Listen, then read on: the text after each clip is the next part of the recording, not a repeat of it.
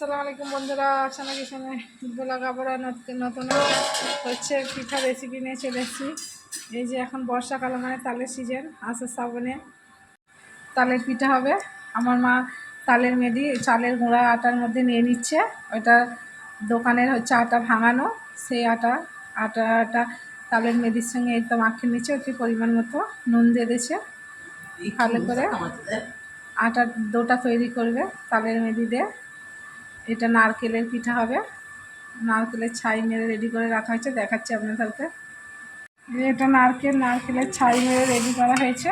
এই যে নারকেলের ছাই মেরে রেডি করে রাখা হয়েছে। এতে চিনি, এলাচ, তেজপাতা আর অল্প পরিমাণে নুন দেওয়া হয়েছে। নারকেলের ছাইটা লাল লাল করে মেরে নেওয়া হয়েছে। ডালটাও সব রকম মশলা দিয়ে হাত ঘষে সব মশলা দিয়ে সিদ্ধ করে নেওয়া হয়েছে। এই যে ডাল পুরো সিদ্ধ রেডি। ডালের শাঁসের 2 রকমের পিঠা হবে। এই তালের ডোগুলো পুরো রেডি। ডালের মেদি দিয়ে হচ্ছে চালের গুঁড়ি দিয়ে পুরো এগুলো দেখুন বন্ধুরা। এই যে এরকম লাড্ডু করে নেওয়া হচ্ছে। দেখুন বন্ধুরা, এই যে এই লাড্ডু আমার মা লাড্ডু পিঠে দিয়েছি। এই লাড্ডু সব এরকম গোল করে করে দিচ্ছি। এগুলো সব পিঠে হয়ে যাবে, এইভাবে সবগুলোই করে নেবো। আমি পিঠের ফলগুলো তৈরি করছি। পিঠের ফলটা তৈরি করে এর মধ্যে নারকেল দেবো, দিয়ে পিঠেগুলো নেবো।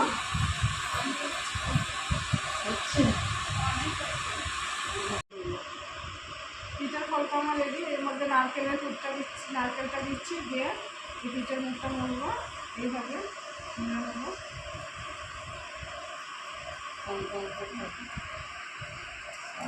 এইভাবে আবার সেট দিয়ে দেবো। এই পিঠাগুলো সিদ্ধ হবে।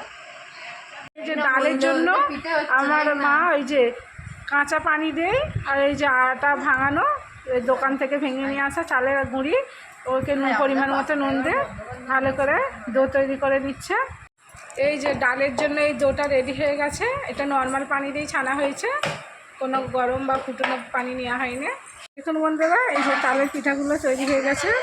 এবার পিঠেগুলো সিদ্ধের জন্য এই যে ঝাঁঝরি নেওয়া হয়েছে, স্টিলের ঝাঁঝরি। এইভাবে কাঠি দিয়ে দিচ্ছি, পিঠেগুলো সাজিয়ে দেবো। এর মধ্যে। আর ওইদিকে চুলার মধ্যে পানি ফুটে গেছে। এই যে পিঠা সিদ্ধের জন্য পানিটা ফুটে গেছে, পিঠেগুলো সাজিয়ে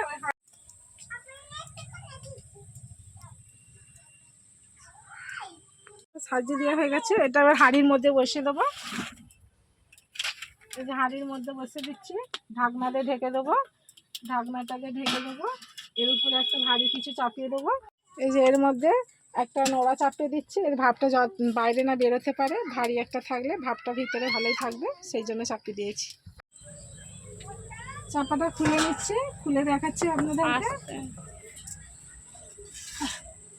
এই যে হাত দিয়ে দেখে নিচ্ছি আমার পিঠেগুলো সিদ্ধ হয়ে গেছে। আমি নামিয়ে ঢেলে নেবো। এই যে নামিয়ে এই যে কুলের মধ্যে ঢেলে দিচ্ছি। এর মধ্যে হালকা করে পাটিগুলো তুলে নিয়ে পানি তত্ত্বা এলে পিঠেগুলো ছাইড়ে নেবো। পানি তত্ত্বা এলে হালকা করে পিঠেগুলো একটা একটা করে ছাইড়ে নেবো। এই পিঠাগুলো এমনিতেই কত একটা একটা হয়ে গেছে, আরও ঠান্ডা হলে আরও শক্ত, আরও সুন্দর হয়ে যাবে। এই যে ডালের পিঠেগুলো সাজিয়ে দেবো। পিঠে সিদ্ধ হতে হতে সন্ধ্যে হয়ে গেছে। এই যে আমাদের এখানে আজান দিচ্ছে, মগরিবের আজান হচ্ছে। এই যে ডালের পিঠেগুলো সাজিয়ে দেবো। ডালেরগুলো সব সিদ্ধ হয়ে গেছে। এগুলো সিদ্ধ হয়ে গেলে আমি একেবারে সব পিঠেগুলো দেখাবো। এই যে আমার পিঠেগুলো সাজানো হয়ে গেছে। এবার হাঁড়ির মধ্যে বসিয়ে দিচ্ছি। অন্ধকার হয়ে গেছে, আলো জ্বলছে। ঢাকনা দিয়ে ঢেকে দিচ্ছি, সিদ্ধ হয়ে গেলে আপনাদেরকে দেখাবো। দেখুন বন্ধুরা, এটা নামিয়ে পিঠেটা খুলে আমি দেখে নেব। ঢাকনাটা খুলে পিঠেটা আমার সিদ্ধ হয়ে গেছে, এবার ঢেলে নেব। এই যে ঝাঁঝরিটা ধরে নামিয়ে নেব, নামিয়ে কুলের মধ্যে ওপর করে দেবো, দিয়ে কাঠিগুলো তুলে নেব। অল্প করে একটু পানি তত্ত্বে দিয়ে পিঠেগুলো ছাইড়ে নেব।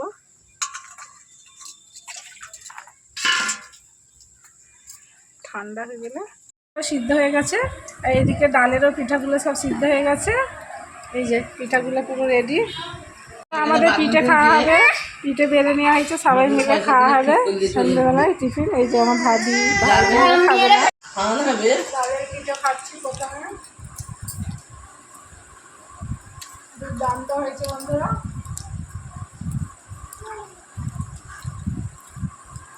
দেখুন বন্ধুরা, এবার ডালের পিঠেটা খাবো।